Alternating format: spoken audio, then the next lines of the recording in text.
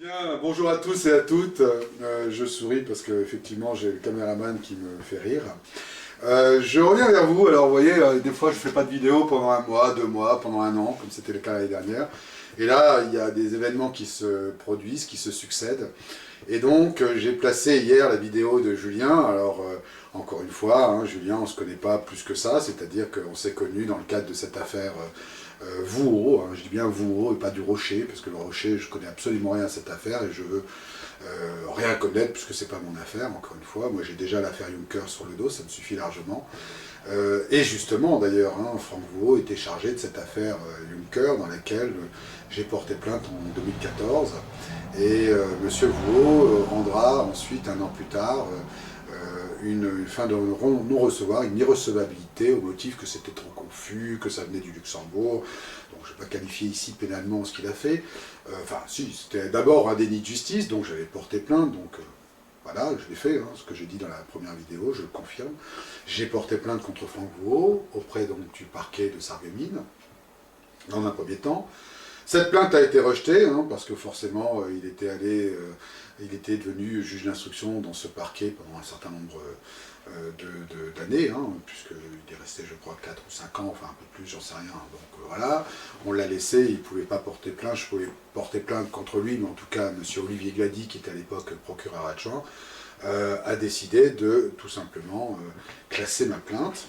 Et j'ai fait une deuxième plainte, comme je l'ai dit, auprès du Conseil supérieur de la magistrature, mais comme je l'ai faite en 2019, en fait, cette plainte était fort clos, puisque j'aurais dû saisir le Conseil supérieur de la magistrature, en fait, entre le mois de juillet 2015, où j'ai reçu cette irrecevabilité, enfin, je l'ai reçue beaucoup plus tardivement, puisque j'étais à l'étranger, mais elle était fort clos également, je n'ai pas pu faire appel, et d'autre part, en fait, pour la plainte du Conseil supérieur de la magistrature, il s'avère que c'était fort clos, puisque je l'avais constitué 4 ans quasiment en retard. Voilà, parce que c'était dans l'année, donc entre juillet 2015 et juillet 2016. Je vais être précis, parce que vous savez, on va essayer de titiller. Si je fais cette vidéo aujourd'hui, je confirme donc que M.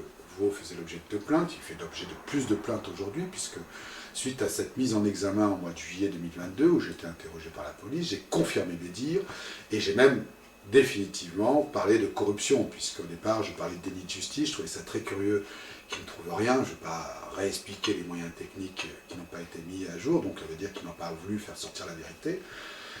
Monsieur Vouho, j'entends, hein, pas Pierre-Paul Jacques, Monsieur Vouho avait l'obligation, dans ce cas très grave, délictuel et criminel, de trouver la vérité, qui se cachait derrière. Il n'a rien trouvé. Donc je vais lui dire, hein, Monsieur Vouho, donc volontairement, vous avez eu la promesse d'avoir autre chose pour pouvoir ne rien faire, parce que ce ne sont plus des bribes de preuves, mais certainement des autoroutes de preuves. Et je ne vais pas m'étaler ici sur la façon dont on recouvre les preuves. Je termine simplement en disant que je confirme la vidéo, que je confirme les dires précisément dans cette vidéo de Julien Garofalo, je ne sais pas s'il a fait plusieurs plaintes, ce que je sais en revanche, et ce qu'il dit, c'est que M. Vouho est arrivé, que les plaintes ont été mises sous le tapis, et que M. Vouho, donc, n'avait pas l'intention d'ouvrir quoi que ce soit. Il a été d'ailleurs, pour ces faits, hein, reconduit depuis le 2 novembre 2022, et s'il avait fait des vagues, eh ben, il se serait effectivement pris une fin de non-recevoir pour ce deuxième mandat, comme le juge Levrault a pris il y a maintenant 3 ans, puisque ce qui s'est passé, c'est que M. Levrault avait donc mis en examen un certain nombre de gens, demandé un certain nombre de choses, et que parce qu'il fouinait un peu trop, on a décidé de ne pas reconduire son mandat, donc en 2019. Voilà. Donc aujourd'hui, je confirme non seulement que je vais garder cette vidéo sur le site internet Luxembourg Mafia Éclaireur, Luxembourg Mafia Éclaireur.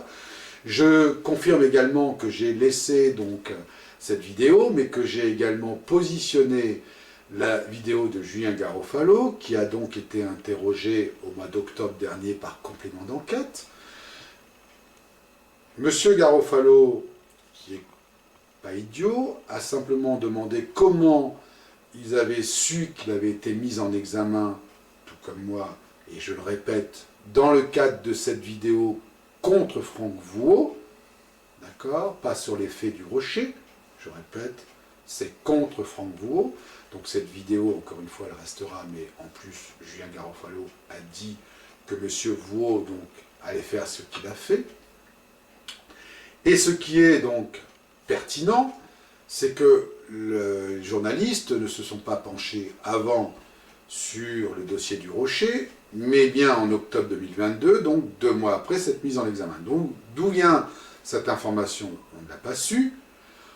Ce que je sais, c'est qu'ils ont posé des questions très personnelles à Julien Garofalo en disant qu'il faisait des plaintes partout. Peut-être qu'il les mérite, ces plaintes, c'est pas à moi de les juger. Mais en attendant, il y a eu des interrogations, des questions plus que bizarres, on va dire. Quant à moi, quand j'ai su que Julien faisait l'objet donc d'une interview avec complément d'enquête, j'ai dit, attention, vous ne pouvez pas éventuellement parler donc de cette diffamation et d'injure publique en faisant croire que finalement c'était le Graal et que c'était pour les faits du Rocher, alors que c'était simplement pour les faits de cette vidéo, que je vous confirme à nouveau en tout cas en ce que j'ai dit, et de s'apercevoir en faisant donc un mail à la journaliste de n'être jamais interrogé. Bien entendu, quand je qualifie mes plaintes pénales, je les qualifie et je donne des preuves. Et depuis le mois de décembre, cette journaliste est au courant que M. Vouaud fait réellement l'objet de plaintes. Je n'ai pas été interrogé, je n'ai pas de nouvelles d'elle alors qu'elle devait me rappeler. Et normalement, cette émission devait passer en février 2023, donc dans le courant de ce mois dernier. Je ne sais pas ce qui se passe, et c'est pas moi qui fais la programmation, tout comme d'ailleurs la production. Mais ce que je peux vous dire, c'est que j'ai demandé à cette journaliste, qui n'a pas daigné m'interroger, pas de problème, non, de bien vouloir déchirer ce que je lui ai envoyé, de m'envoyer un mot, comme quoi, un mail, comme quoi, bien entendu, elle ne tenait pas compte de cette plainte et qu'elle ne pourrait pas, bien entendu, l'utiliser, qu'elle ne pourrait pas non plus la diffuser à d'autres. Hein. Voilà. Donc, si aujourd'hui je fais cette vidéo, c'est pour dire, attention, je n'ai pas été interrogé, je ne sais pas ce qui va sortir dans le complément d'enquête, mais dans tous les cas de figure, les journalistes ont reçu, derrière l'interview de Julien Garofalo, ma plainte, qui est étayée, et si jamais, éventuellement, complément d'enquête, jugeait cette diffamation et injure publique tout à fait normale et sincère, je déposerai plainte contre cette interview. Qu'ils sachent bien, ils ont bien compris. Donc aujourd'hui, je demande à ce que cette plainte que j'ai renvoyée à cette journaliste, que je ne nommerai pas pour l'instant, de bien vouloir la déchirer, à moins qu'elle me le dise, cette plainte va être utilisée pour une deuxième interview, et auquel cas, je n'ai aucun souci à ce qu'elle la conserve, mais si ce n'est pas pour être interrogée, qu'elle la déchire, et surtout qu'elle ne la transfère pas, parce que si j'apprenais qu'une plainte circule dans un réseau que je ne connais pas, puisque ce réseau a déjà contacté la journaliste pour l'interroger au mois d'octobre dernier, il y aurait bien entendu une autre plainte. Une autre plainte parce que M. Vouaud n'est pas arrivé juge d'instruction à Monaco, tout seul, en disant voilà, c'est la réussite et c'est le fruit de mon travail. Donc il s'agit non seulement d'une corruption, mais d'une corruption en bande organisée. Et ça, c'est beaucoup plus grave. Donc aujourd'hui, je voulais faire cette vidéo pour dire que j'ai positionné la vidéo de Julien Garofalo qui dit que ça va passer au mois de mars. Je n'en sais rien. On n'a pas de date. Moi, en tout cas, j'en ai aucune. Lui non plus, d'ailleurs. Il nous avait déjà dit que c'était au mois de février. Je crois, hein, il n'y a pas de souci là-dessus. Je pense qu'il ne va pas nous dire que c'est passé, ou si c'est pas passé, ou que, bien entendu, il va passer au mois de mars et que ça ne risque pas de passer. Mais ça dépend, et je pense, et je le répète, moi, le point d'interrogation que j'ai mis sur cette interview et sur, j'allais dire, ce reportage de complément d'enquête, c'est que cette affaire, nos affaires, sont très politiques, avec une télévision publique qui est également aujourd'hui utilisée à des fins de propagande, souvent, parce que, voilà, je le vois tous les jours, hein, dans un certain nombre de faits, Je m'étonne par exemple que France 24 interroge toujours Monsieur Loncoeur alors qu'ils ont été sollicités à maintes reprises pour parler de mon affaire. Alors ils se disent oui mais il n'y a pas de fait. Bah oui forcément il n'y a pas de fait. Vous avez une justice au Luxembourg qui est totalement corrompue, alors il n'y aura jamais de fait. Mais s'ils n'en parlent pas, il n'y aura définitivement plus rien. Donc ils jouent le rôle aujourd'hui, donc non pas de relais, mais d'éteindre les feux. C'est un peu l'impression que ça me donne. Voilà. On verra. On jugera sur les actes.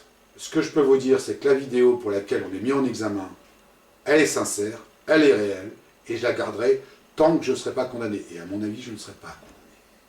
Après, ça sera au ressort du juge, mais avec les éléments que j'apporterai, et qui font l'objet d'une divulgation certainement pas prochaine.